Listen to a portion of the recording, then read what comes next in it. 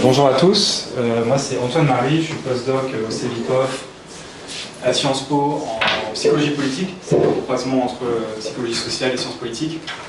Et ma contribution dans le bouquin de la journée des sciences sociales, c'est un chapitre qui propose quelques idées pour rendre nos discussions politiques un peu plus productives. Donc c'est un peu plus normatif, un peu plus self-help que le reste du bouquin. Tout ça basé sur ce qu'on sait un peu sur la littérature, sur la polarisation notamment américaine et que j'essaie d'importer un peu dans le débat public français. Alors le constat de départ, c'est que les conversations politiques sont essentielles à la démocratie. Je vais mettre un peu loin mes slides, j'arrive mieux à les lire. Mais en même temps, on est souvent assez mauvais pour conduire ces discussions politiques. Vous ne pouvez pas être filmé si vous êtes là-bas. D'accord, sinon je suis rassurant. On est souvent assez mauvais pour conduire ces discussions politiques qui sont pourtant indispensables à la démocratie. Elles tournent souvent assez mal, les gens s'agacent, sont hostiles, ne se comprennent pas. Beaucoup de gens évitent carrément les discussions politiques. Ça, c'est ce que j'ai découvert en m'y intéressant. En fait, il y a plein de gens, ils évitent carrément les discussions politiques en famille. Elles sont souvent dominées par un esprit de joute, un peu d'avoir raison, qui n'est pas très persuasif, qui n'est pas très productif. Et les gens, dans ces discussions politiques, typiquement, sont coupables de surconfiance, manque de nuances, et ne sont pas les meilleurs ambassadeurs de leur camp politique en général. Ce qui peut avoir pour effet de renforcer la polarisation affective, c'est-à-dire les stéréotypes négatifs qu'on a à travers les groupes les uns vis-à-vis des autres. Voilà. Et du coup, la question un peu générale qui a un peu réorienté mon projet de recherche généralement et qui guide le chapitre, c'est comment est-ce qu'on peut déconflictualiser un petit peu ces discussions politiques sans non plus totalement les dépolitiser, mais juste les rendre un peu plus constructives, dans lesquelles on autorise bien sûr les gens d'exprimer des désaccords idéologiques et moraux, mais on essaie de faire en sorte que les échanges soient plus des lieux d'apprentissage, de dialogue, de concorde, plutôt que des affrontements et des joutes improductives. Alors, pourquoi est-ce que c'est si difficile d'avoir des discussions politiques constructives? Je vais passer en revue quelques petits éléments de réponse avant d'aborder la question des solutions. Une première chose, c'est que déjà, entre gauche et droite, on a des différences morales moyennes assez prédictibles, qui ne sont pas en elles-mêmes un problème, qui sont juste un phénomène de polarisation idéologique tout à fait normal et compatible avec la démocratie. La gauche va plus valoriser le changement, la droite plutôt la stabilité, la gauche plutôt la compassion, là où par exemple des considérations de loyauté vont être pertinentes pour la droite, un peu comme si les gens, en fonction de leur culture politique, avaient un peu des équaliseurs dans la tête de schénifie avec des niveaux de sensibilité qui ne sont pas exactement les mêmes. Et au lieu de juste un peu respecter ces désaccords moraux, l'esprit humain a une tendance un peu à caricaturer et à ne pas respecter les gens en leur reprochant presque un peu d'avoir des opinions morales différentes. On a énormément de mal psychologiquement à comprendre les autres visions du monde morales et à les respecter. On a tendance à se percevoir comme plus moralement motivé que l'autre camp. On a souvent une grande difficulté cognitive à comprendre de l'intérieur la cohérence et les nuances des visions du monde moral qui sont de l'autre côté de l'allée, on va dire, de l'autre côté de la frontière partisane. On a souvent un biais en faveur de notre tribu politique, c'est-à-dire que nos esprits opèrent souvent comme un peu les avocats de notre camp politique et de notre idéologie, plutôt comme des scientifiques qui rechercheraient la vérité de manière impartiale, ouverte et curieuse, etc. On a aussi un phénomène de polarisation affective, de polarisation de polarisation idéologique et de ségrégation politique, d'isolement des gens en communautés politiques séparées, homogènes, qui aggrave ce problème, avec une tendance en ligne à avoir surtout des interconnexions et des followerships de gens qui sont d'accord avec soi. Au niveau des consommations d'informations, surtout on s'expose à des informations qui sont pro-attitudinales, qui nous confirment un peu dans nos croyances, etc. On sort rarement de nos chambres d'écho. Et tout ça s'instancie aussi au niveau spatial, au niveau de la ségrégation urbaine, qui est dans une certaine mesure une ségrégation de classe, une ségrégation politique aussi. Ça, c'est une petite carte électorale simplifiée de Paris. Je ne mentionne pas le fait aussi que souvent les gens dans les discussions politiques surestiment énormément leur niveau de connaissance. Ici, on a cette belle étude de Fernbar, par exemple, qui montre que les OGM sont davantage opposés par les gens quand les gens estiment avoir un haut niveau de connaissance des OGM. Et les gens ont moins d'opposition aux OGM quand ils connaissent mieux les OGM effectivement, quand ils scorent plus haut sur des tests de génétique, etc., etc. Dans un contexte où, je le rappelle, les scientifiques considèrent en très très grande majorité que les OGM ne sont pas dangereux pour la santé humaine, les OGM commercialisés. Voilà, on a souvent une tendance un peu à surestimer nos connaissances, à être dans une illusion d'expertise, ce qui peut contribuer à agacer et un peu à trigger nos interlocuteurs dans les discussions politiques où des visions du monde moral s'opposent. Il y a aussi un phénomène assez important, et je finirai là-dessus sur un peu les mécanismes, qui est le fait que, d'une façon générale, la cognition sociale, en particulier la cognition politique, a tendance à surdétecter l'hostilité. On a un peu comme des détecteurs d'hostilité ou de menaces dans la tête qui sont un peu hypersensibles, qui ont tendance un peu à misfire ou à détecter l'hostilité parfois à tort. Pourquoi? Parce que c'est pas possible d'avoir des mécanismes de détection de la menace qui sont parfaitement calibrés sur l'ensemble des menaces et qui ne détectent les menaces que quand il y a des menaces présentes.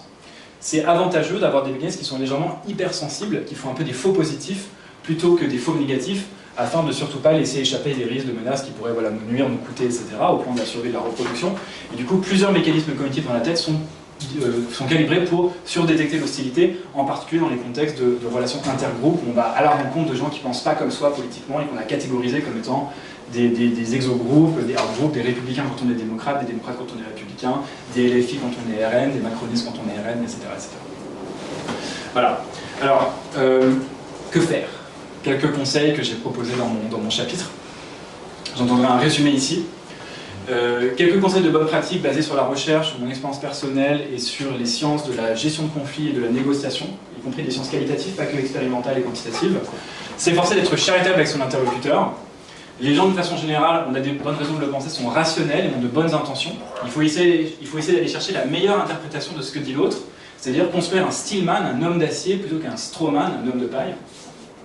Se revenir d'esprit des intentions négatives, les gens ont globalement des meilleures intentions qu'ils peuvent en avoir l'air à première vue.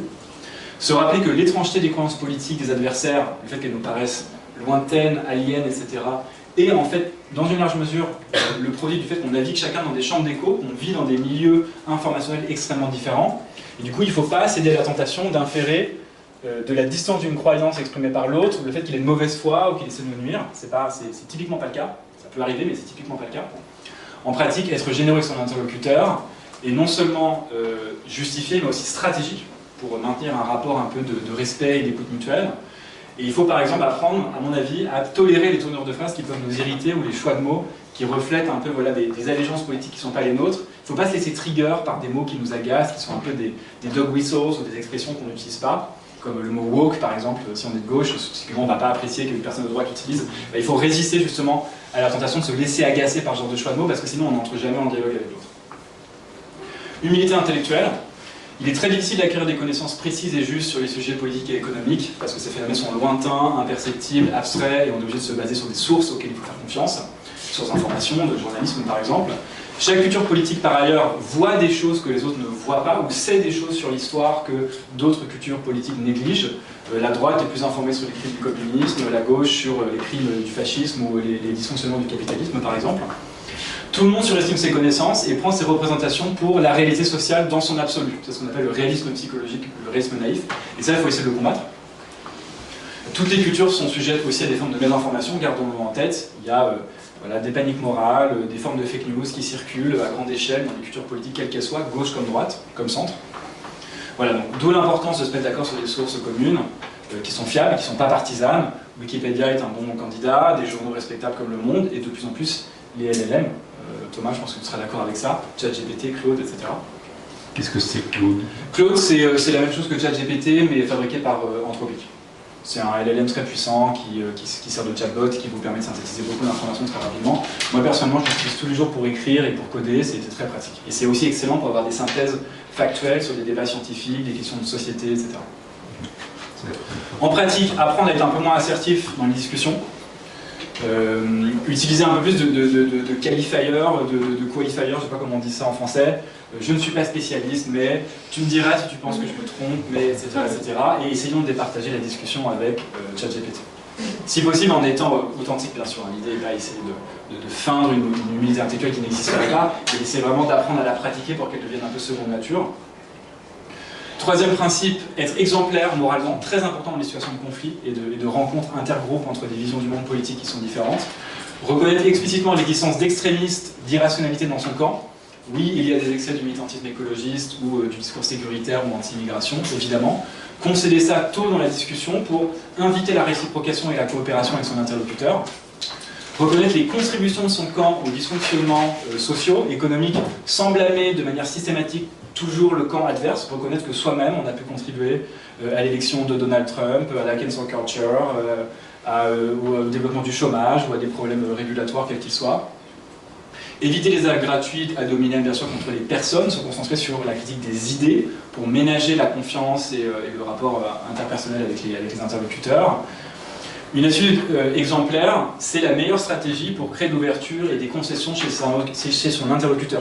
Une discussion politique, c'est une forme d'interaction dans laquelle on veut motiver la coopération de l'autre à tout moment et ne jamais la compromettre ou la briser. Essayez aussi, principe numéro 4, de transitionner vers un état d'esprit davantage d'apprentissage que de persuasion seule. Ne pas chercher seulement à persuader l'autre dans la discussion, mais établir d'abord un rapport de confiance, comme je disais.